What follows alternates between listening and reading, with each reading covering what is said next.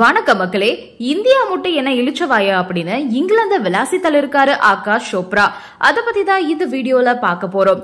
ICC 2025 உலக test championship கோப்பையோட மாபெரும் இறுதி போட்டி இங்கிலாந்துல இருக்கக்கூடிய லண்டன் லார்ட்ஸ் மைதானத்துல நடைபெற்று வருது. ஜூன் 11ஆம் தேதி துவங்கிய அந்த போட்டியில முதல்ல விளையாடிய ஆஸ்திரேலியா 212 ரன்கள் குவிச்சிருந்தாங்க. அடுத்து விளையாடிய தென்னாப்பிரிக்காவை சிறப்பா பவுலிங் செய்த ஆஸ்திரேலியா 138 ரன்களுக்கு சுருட்டி 74 ரன்கள் முன்னிலை பெற்றிருந்தாங்க. அடுத்ததா விளையாடிய ஆஸ்திரேலியா 207 ரன்கள் எடுத்திருந்தாங்க. 282 ரன்களை இலக்காவும் நிர்ணயம் செஞ்சிருந்தாங்க. அதனைத் தொடர்ந்து சேசிங் பண்ண களமிறங்கிய தென்னாப்பிரிக்கா அணி முதல் வெற்றிக்காக போராடி வராங்க. முன்னதா இந்த போட்டி நடைபெறும் லார்ட்ஸ் மைதானத்துல முதல் 2 நாட்கள்ல மொத்தமா 28 விக்கெட்ஸ் விழும் அளவுக்கு பிட்ச் வேகத்துக்கு சாதகமா இருந்திருக்கு. இந்த நிலையில இதுவே இந்தியாவில நடைபெறும் டெஸ்ட் போட்டிகள்ல முதல் 2 நாட்கள்ல 28 விக்கெட்கள் விழுந்துச்சு அப்படின்னா இந்திய அணி குறுக்கு வழியில வெற்றி பெற்றதாகவும் பிட்ச் சுழலுக்கு சாதகமா மாற்றிட்டதாகவும் இங்கிலாந்து ஆஸ்திரேலியாவை சேர்ந்தவர்கள் விமர்சனம் பண்ணிருப்பாங்க அப்படின்னு ஆகாஷ் சோப்ரா தெரிவிச்சிருக்காரு.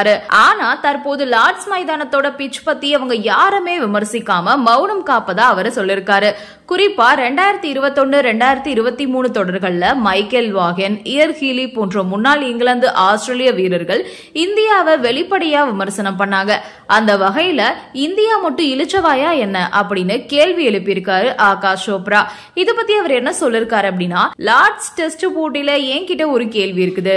அதாவது இந்தியாவில நடக்கிற போட்டியில முதல் 2 நாட்கள்ல 28 விக்கெட் விழுந்துச்சு அப்படின்னா மேற்கத்திய நாடுகளை சேர்ந்த ஊடகங்கள் இத விதவிதமா எழுதியிருப்பாங்க. இந்தியாவில பிட்ச் சுழலுக்கு சாதகமா இருந்ததால பேட்டிங் செய்யறது ரொம்ப கடினமா இருக்கு. அதை இந்தியா வேணும்னே செஞ்சு டெஸ்ட் கிரிக்கெட்டோட தரத்தை இறக்க செய்வதா அவங்க விமர்சனம் பண்ணிருப்பாங்க. அது மாதிரியான தலைப்பு செய்திகளை ஆஸ்திரேலியாவோட சிட்னி மார்னிங் பத்திரிகையில உங்களால பார்க்க முடியும். ஆனா இது இங்கிலாந்துல நடைபெறும் போது விளையாட்டுக்கு உகந்த பிட்ச் அப்படின்னு பாராட்டிக்கிட்டு இருக்காங்க. இத்தனைக்கும் அங்க பந்து பெரிய அளவுல நகராததால பேட்ஸ்மேன்களோட தடுப்பாட்டம் கெட்டு போனதா அமையுது.